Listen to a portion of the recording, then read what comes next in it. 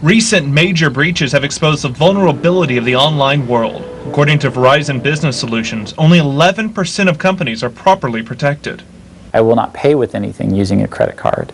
I will pay cash everywhere I go. Cybersecurity professor Justin Capos worries he almost knows too much.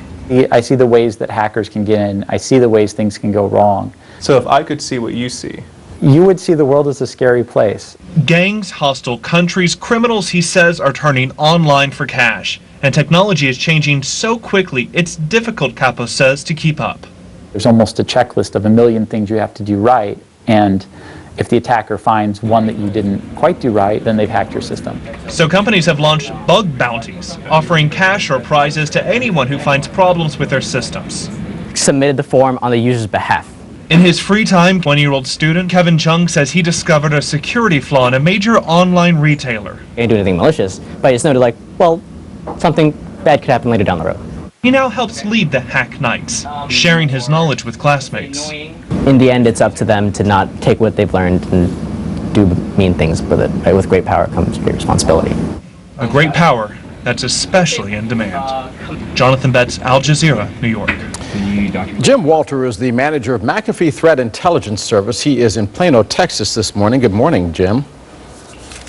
Good morning. I want to take a look at some of the figures on this. We are seeing now that in 2012, cybercrime cost the average U.S. company $11.5 million. Last year, as we have been reporting, 40 million Target customers had their credit card and debit card information compromised by hackers.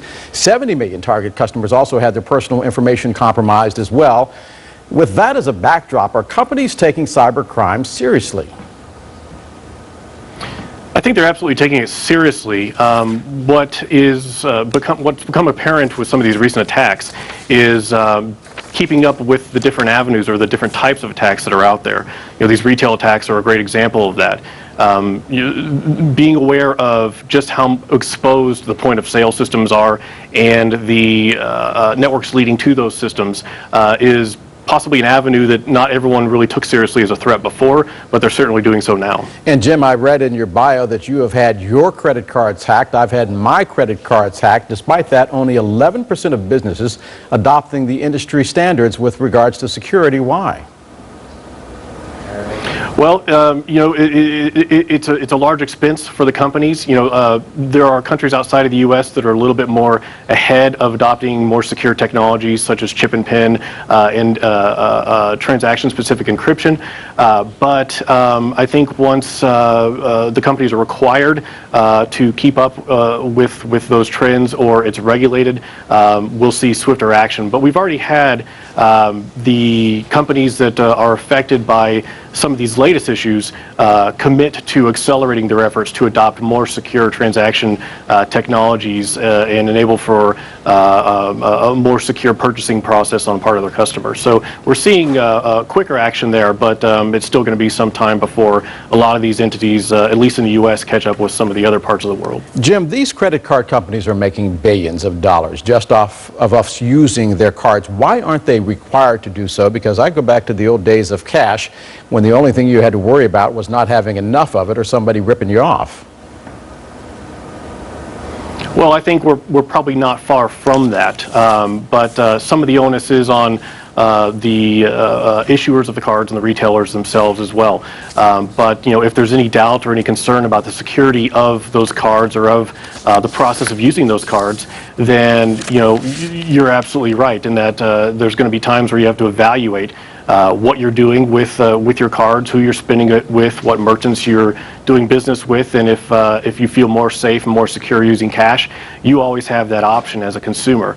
But there will be a time when our retailers and the card industry is forced to utilize these more secure methods.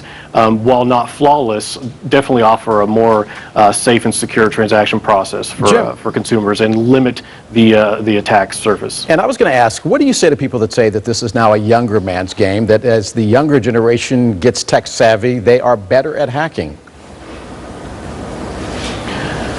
Well, there's two sides to that. I would say that it's definitely we're growing up in this age of what we call digital natives, and the environment in this ecosystem of white hat, black hat hacking, and where to find certain information, where to find good information, bad information, is much more obvious to the younger and current generation than it was, say, to my own generation. So people are just growing up in this environment. They've never known it to not be there.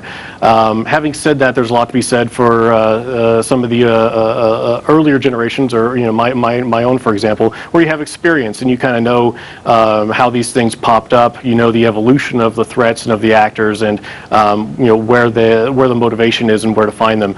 So it kind of goes both ways, but I do think there is quite a bit to be said for those that are growing up in a time where they've not known any different. Jim Walter, manager of the McAfee Threat Intelligence Service, joining us this morning from Plano. Jim, thank you very much. Researchers in California saying that they have made a